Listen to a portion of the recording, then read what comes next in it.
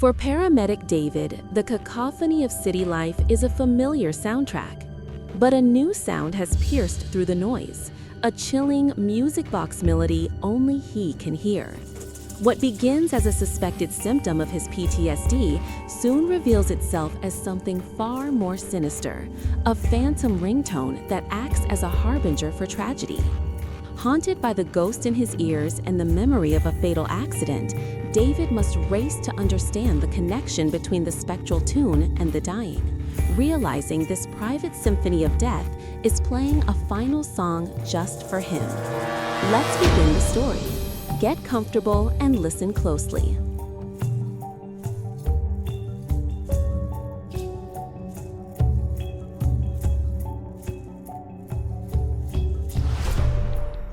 The scent of antiseptic and stale coffee clung to the air in Dr. Anna Sharma's office, a smell David had come to associate with peeling back layers of himself he'd rather leave untouched.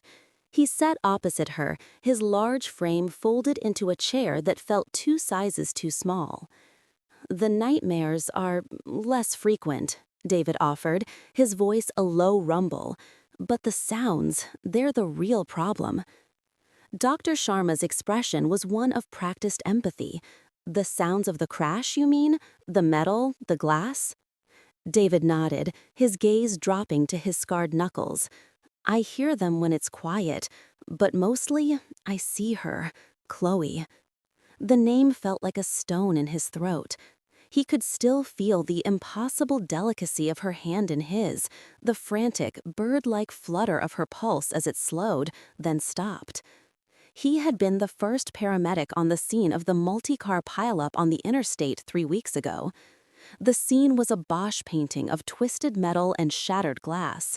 He'd crawled into the crumpled remains of a red sedan to reach her, a young woman pinned behind the steering wheel. Her eyes, wide with terror and pain, had locked onto his. He'd held her hand, whispering meaningless reassurances while the firefighters worked with the jaws of life. He was still holding it when the light faded from her eyes, leaving him alone in the wreckage with the echo of his own failure. "You did everything you could, David," Dr. Sharma said, her voice gentle but firm. "The coroner's report was clear. Her injuries were catastrophic. No one could have saved her." "My job is to save people," he countered, the words tasting like ash. "I held her hand and she died. What part of that is doing everything I could?"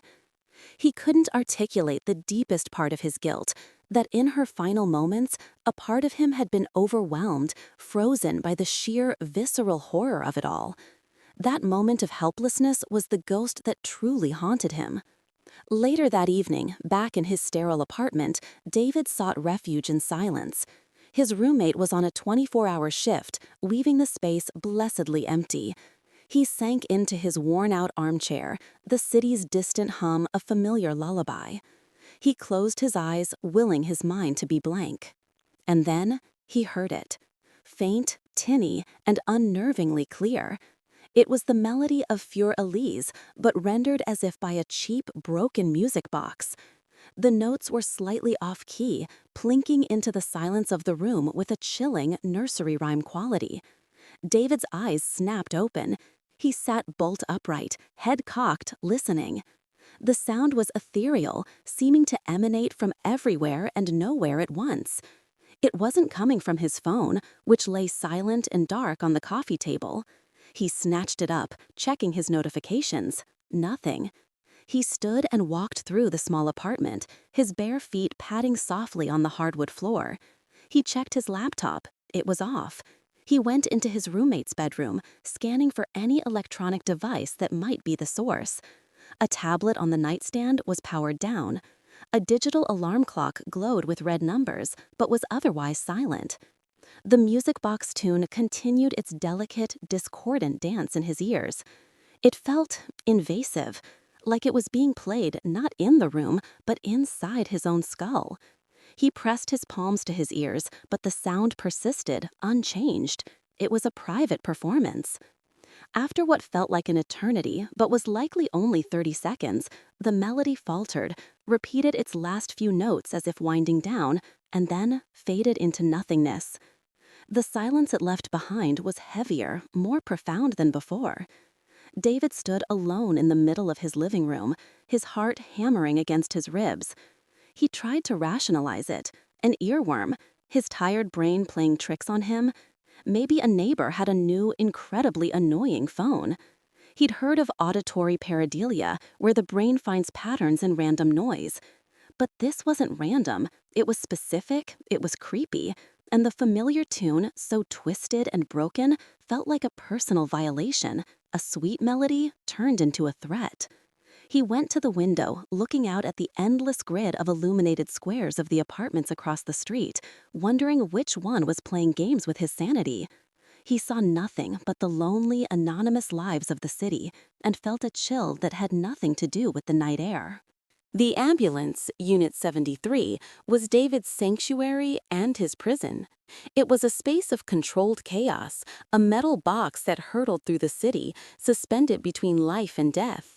He was restocking the trauma bag when his partner, Ben Carter, tossed him a protein bar. "You look like hell, man," Ben said, his voice a welcome anchor of normalcy. "Rough night?" "Something like that," David mumbled, avoiding his partner's concerned gaze. He'd barely slept, straining to hear a repeat of the phantom melody, but the night had remained silent. "Look, about that pile-up," Ben started, his tone softening. "You can't carry that stuff, Dave. It was a bad one. We see bad ones. You gotta learn to—" He was cut off, not by David, but by the sound. It was back, louder this time, more insistent. The tinny, music box fur Elise filled his head, drowning out the ambient noise of the garage and Ben's voice. It was so clear, so vivid, he instinctively slapped at his pockets, convinced his phone was malfunctioning. "What's up?" Ben asked, a strange look on his face. "You hear something?" David's blood ran cold. "You don't hear that?" he asked, his voice tight. Ben shook his head, his brow furrowed in confusion. "Hear what? The dispatcher prepping for shift change? That's it." The melody played on, a private, chilling concert just for him. He felt a wave of dizziness, the disconnect between his reality and Ben's creating a profound sense of vertigo. He was going crazy. Dr. Sharma was right. It was a hallucination, a stress response. He was broken. Just as the final discordant notes faded from his hearing, the radio on his hip crackled to life, the sound so loud and sudden it made him jump. "All units, major MVA at the intersection of 5th and Elm, multiple vehicles involved, reports of entrapment." David and Ben exchanged a look. Ben's was one of professional focus. David's was one of dawning horror. 5th and Elm was 3 blocks away. The ringtone had been a prelude, a warning. This became the terrifying new rhythm of his life. A few days later, while trying to eat lunch in the hospital cafeteria, the music box melody began its ghostly tune. David's appetite vanished, a cold dread washing over him. He told Ben he needed some air. As he stood outside, the tune fading, their pagers went off simultaneously. Code Blue, Floor 3, Room 312, a massive coronary. They were the closest response team. The pattern was undeniable. First, the phantom ringtone, a sound no one else could perceive. Then, within minutes, a real emergency call, always for a serious, life-threatening event nearby. The sound wasn't a memory of a past trauma, it was a premonition of a new one. He had to tell his therapist. He sat in her office the following week, explaining the pattern with the detached precision of a paramedic reporting symptoms. Dr. Sharma listened intently, her finger steepled. "David, this is significant," she said carefully, "but it doesn't necessarily mean what you think it means. What you're describing sounds like a form of conditioned auditory hallucination." "Conditioned? Like Pavlov's dogs?" "In a way," she explained. "Your brain, which is already in a state of hypervigilance from the trauma, is anticipating the next crisis. You've associated the stress of your job with a specific auditory trigger. It's creating a warning signal before the real signal, the radio or pager, comes in. Think of it as a manifestation of your anxiety, a psychic false alarm that through sheer coincidence and your heightened awareness seems to line up with real events. David, a man trained in biology and medicine, understood the logic. He knew about phantom limb syndrome, about the tricks the brain could play. Her explanation was plausible, clinical, and neat. It was also, he felt, in the very marrow of his bones, completely and utterly wrong. The sound wasn't an alarm his brain had created. It felt external. It felt ancient and malicious. It felt like it was watching him, waiting for the perfect moment to play its deadly tune. The ringtone was evolving. It wasn't just a passive warning anymore. It felt like a targeted communication. The melody grew louder and more defined before the most severe calls, as if demanding his full attention. The line between hallucination and reality was blurring into a terrifying gray haze. A quiet Tuesday afternoon at the station provided the next piece of the puzzle. David was attempting to read a novel, the words swimming before his eyes, when the first tinny notes of For Elise began to play in his head. It was crisp and clear, a high-fidelity version of his personal horror. He squeezed his eyes shut, his knuckles white on the cover of his book. Ben, across the room, was watching a game on his phone, oblivious. The tune played its full, haunting course and faded.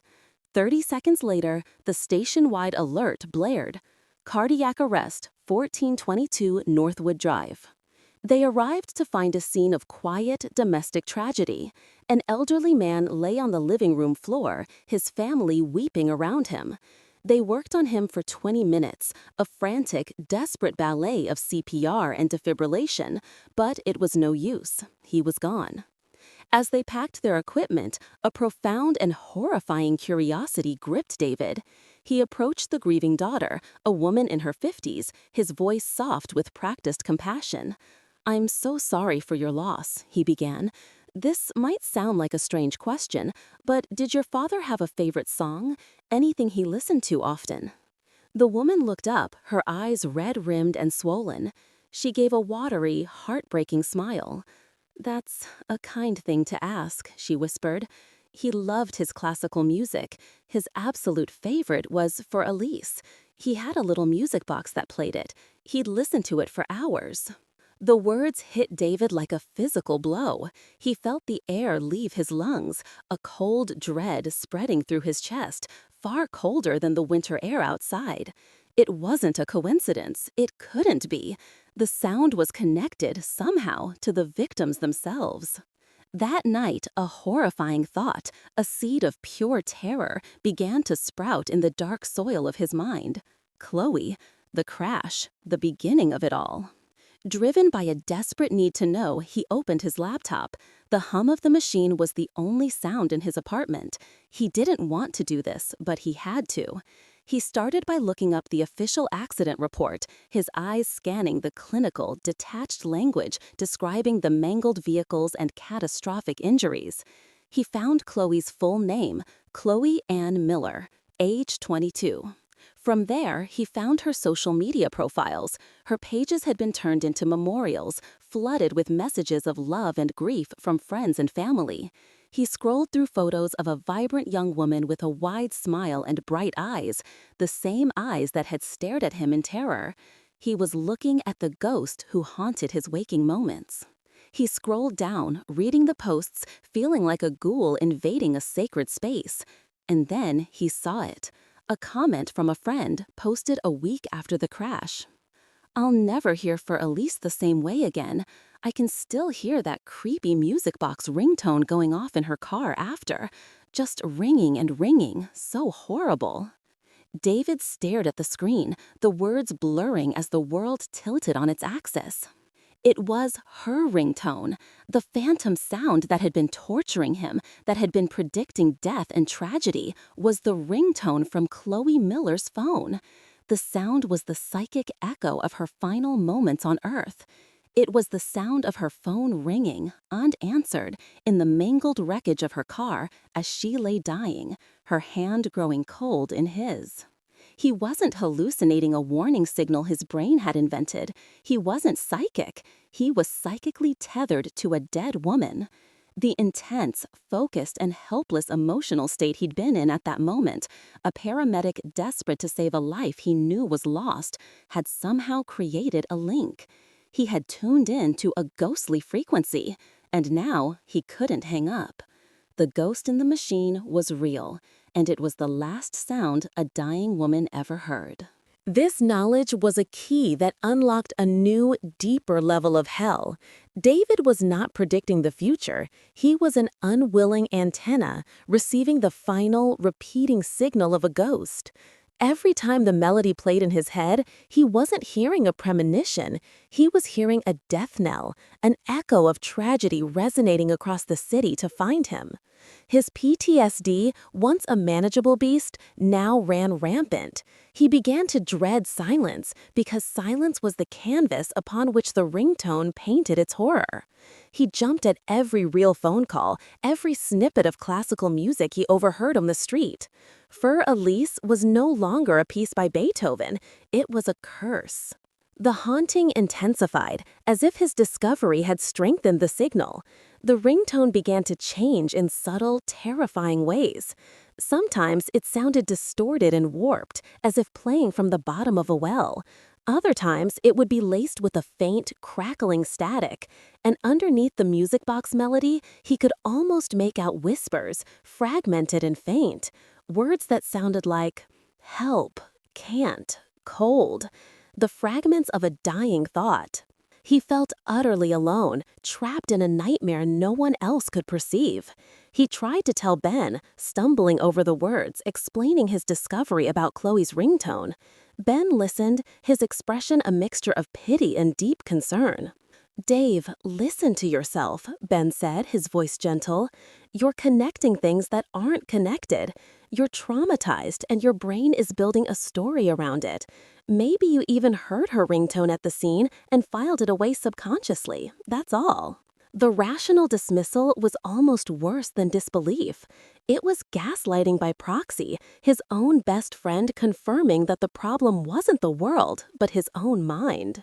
The moment of truth came on a rainy Thursday afternoon. They had a rare hour of downtime and decided to grab coffee at a small cafe near the hospital. The place was bustling, filled with the aroma of roasted beans and the gentle hum of conversation. They found a small table by the window, watching the rain streak down the glass. They were talking about something mundane, sports, a movie Ben had seen, when it started. The music box tune, sharp and clear, cut through the cafe's chatter.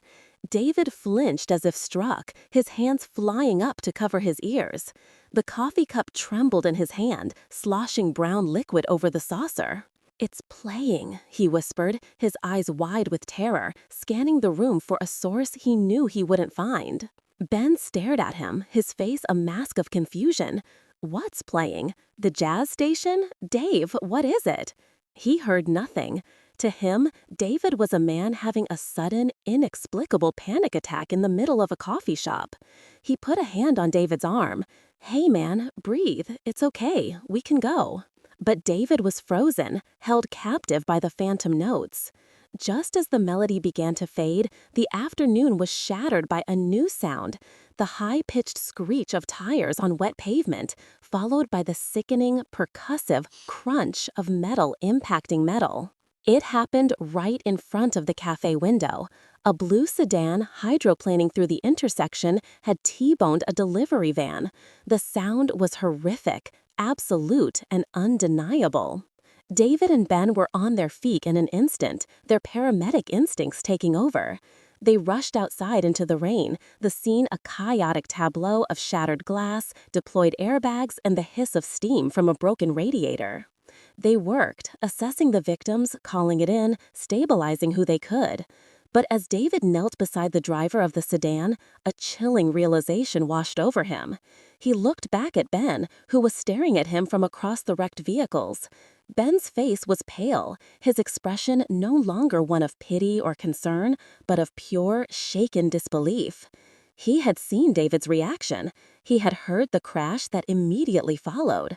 The timing was too perfect, too impossible. In the middle of the rain-swept street, surrounded by chaos and pain, Ben Carter finally believed him. And for David, the validation was the most terrifying thing of all. Ben's belief changed the dynamic, but not the horror. Now, David had a witness, an ally in his personal twilight zone, but it didn't lessen the dread. In fact, it amplified it. If the haunting was real enough for someone else to see its effects, then he was truly at the mercy of a force beyond his understanding. The feeling of helplessness was suffocating, and with it, a strange and desperate new urge began to form in his mind. He didn't just want the sound to stop anymore. He felt a compelling, wholly irrational need to answer the phantom call. The thought was insane. How do you answer a call that isn't real? A sound that exists only in your head? Yet, the logic of it, the madhouse logic that now governed his life, was that if something was calling, it wanted a response. What would happen if he treated the phantom ringtone like a real one? If he picked up his own silent phone when the music box tune played, what would he hear? Would it stop the sound? Would he hear her voice? Would it finally give him a way to interact with the ghost that had taken over his life, instead of just being its passive victim? The opportunity came 2 nights later. He was in his apartment, the silence thick and heavy. The city lights painted shifting patterns on his ceiling. Then it began. Fear Elise in its tinny, broken glory.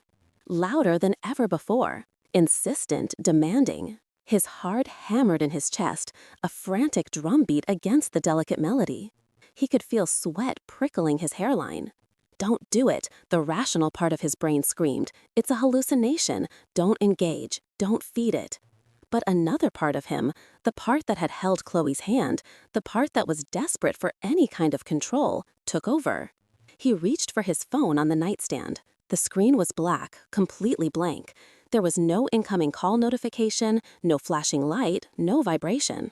It was just a dead piece of glass and metal. His thumb hovered over the spot on the screen where the green accept call icon would be. He took a shaky breath, the music box tune reaching its crescendo in his ears. He swiped. The effect was instantaneous and horrifying. The music box melody in his head didn't just fade, it snapped off, as if a switch had been flipped. The sudden silence was a shock, but it was immediately replaced by a new set of sounds, coming directly into his right ear, as if he were holding a real phone to his head. It was the sound of the crash. Not a memory, not a distant echo, but a high-fidelity, terrifyingly realistic audio feed. He heard the screech of tires on asphalt, the explosive boom of an airbag deploying, the spider-webbing crackle of a windshield shattering into 1,000 pieces. He heard a chorus of panicked car horns, and underneath it all, a single sharp intake of breath, followed by a final fading scream that was abruptly cut off. He yelled and threw the phone across the room. It clattered against the far wall and fell to the floor. He scrambled back against his headboard, gasping for air, his hands shaking violently. The sounds were gone. The silence was back, but it was no longer empty. It was filled with the memory of what he had just heard. He had thought the ringtone was a one-way broadcast, a psychic echo playing on a loop. He was wrong. It was an invitation. And by answering, he had just opened the door. He had strengthened the connection, confirmed the signal, and allowed more of the raw, traumatic echo to bleed through into his world. He wasn't just listening to a ghost anymore. He was on the line with it.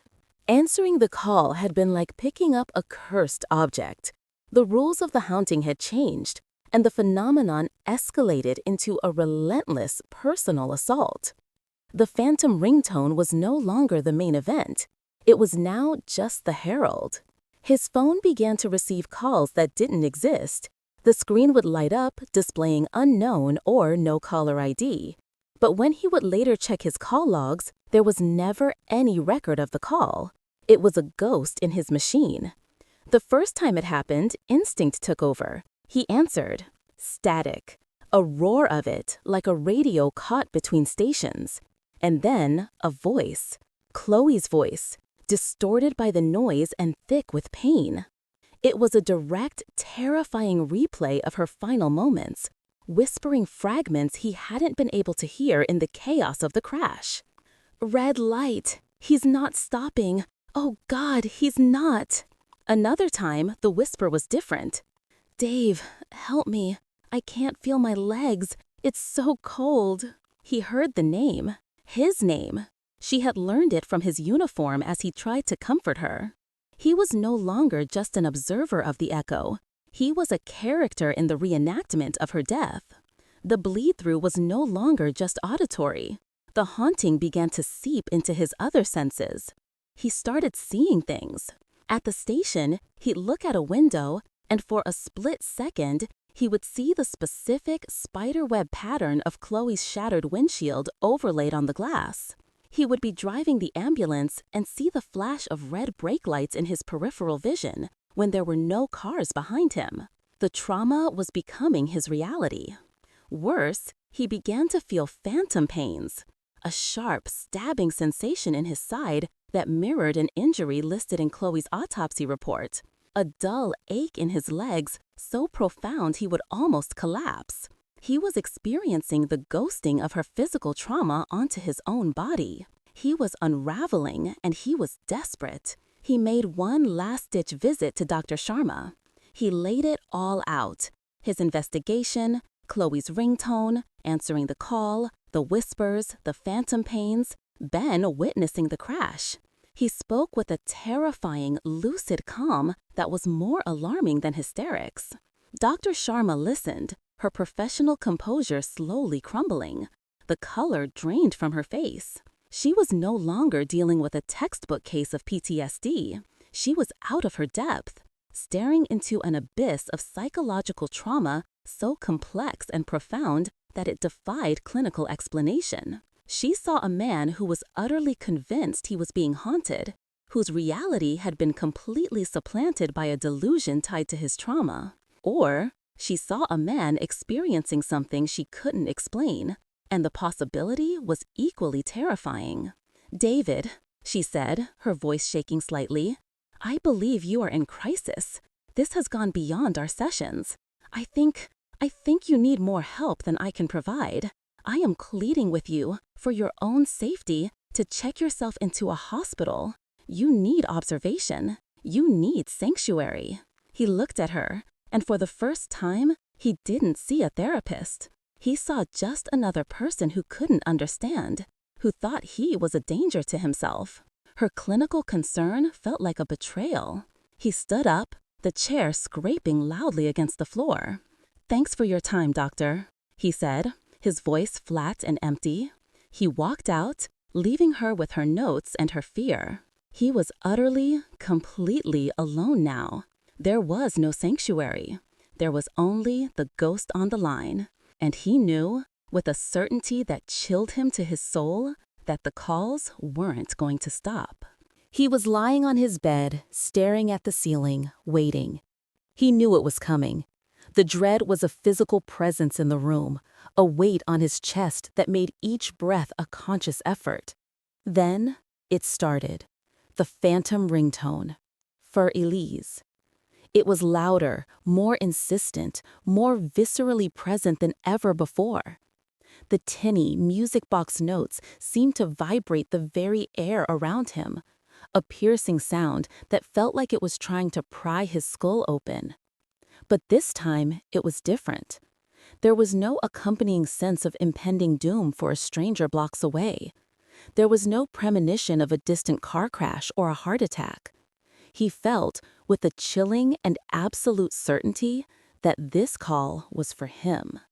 His phone on the nightstand lit up. Unknown. And then the whisper started, layered beneath the melody. No longer fragmented memories, but a direct, terrifying narration of his present. In his room, staring at the ceiling, He's scared. He knows this is for him, wearing the gray shirt. The echo had become aware. The psychic recording was no longer on a loop.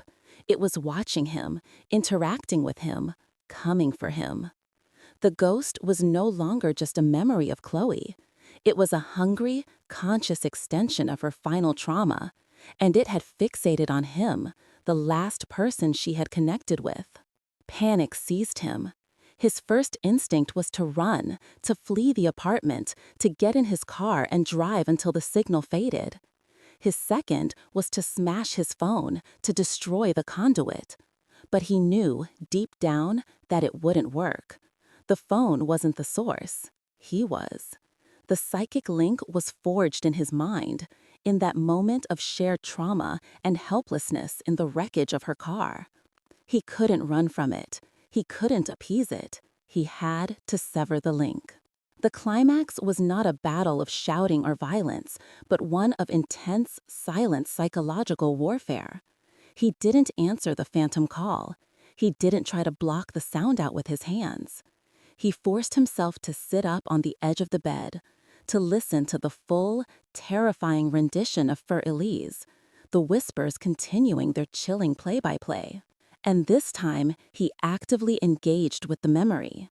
He closed his eyes and forced himself back into the mangled chassis of Chloe's car.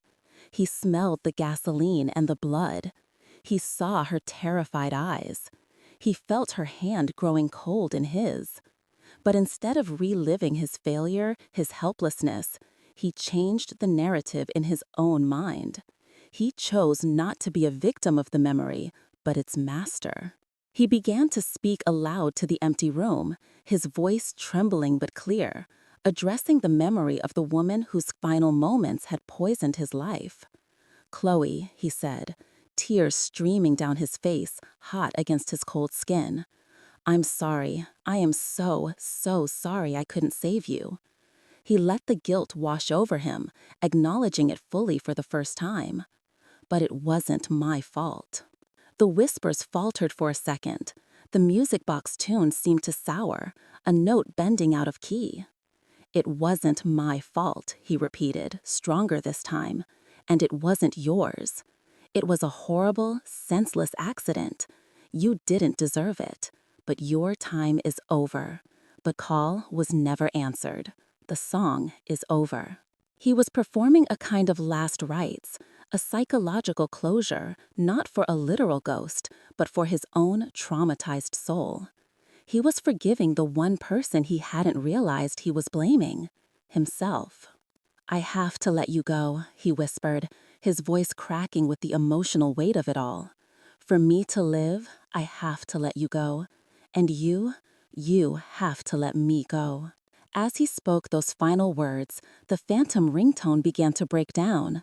The melody distorted, stretching and warping like a dying cassette tape. The whispers dissolved into incoherent static. The sound twisted into a final, discordant shriek that vibrated behind his eyes. And then, silence. Complete and utter silence. The connection was broken. The immense pressure in his mind, a pressure he hadn't even fully realized was there until it was gone, lifted. He sat on the edge of his bed, utterly exhausted, tears drying on his face, alone in the quietest room he had ever been in. The aftermath was not triumphant, but quiet. David was left hollowed out, scoured clean by his psychological exorcism. He slept for 14 hours, a deep, dreamless sleep free from the terror of phantom melodies. When he woke, the world felt different, sharper. The oppressive weight that had been filtering his perception for months was gone. The next day at work was strange in its normalcy. The radio chirped, the pager buzzed, the ambulance siren wailed, but they were just sounds. There were no ghostly preludes, no premonitions of doom. He and Ben responded to a fender bender and a fall victim. It was just the normal, chaotic, often frustrating rhythm of his job. During a quiet moment, Ben looked at him, a question in his eyes he didn't dare ask. "It's quiet," David said, a simple statement that carried a world of meaning. Ben nodded, understanding. The haunting was over. Months passed. Spring bled into a warm summer. David was still a paramedic, but he was different. He was lighter. He still went to therapy with Dr. Sharma, but now they talked about healing, not hauntings.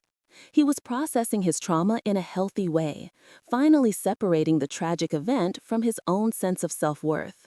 The scars were there, but they were no longer open wounds. He was in a coffee shop with Ben, a regular ritual they had reclaimed. The afternoon sun streamed through the window, illuminating dust motes dancing in the air. The low thrum of conversation and the clink of ceramic filled the space. Over the shop speakers, a local classical station was playing. Suddenly, the familiar opening notes of a piano began to play.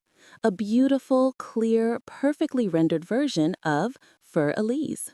Ben tensed instantly, his gaze snapping to David, his face etched with concern. He started to say something, to ask if he was okay. David listened for a moment, letting the pure, untainted melody wash over him. It was just music, a collection of notes arranged in a pleasing pattern. He felt a flicker of the old dread, a muscle memory of terror, but it was a faint echo, a shadow without a source. He turned to Ben and gave a small, sad but genuine smile.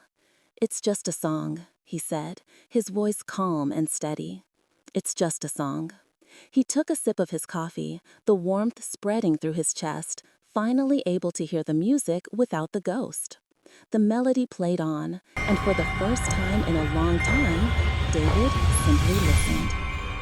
Enjoyed the story? Don't forget to like, share, and subscribe for more. We'd love to hear your thoughts in the comments below.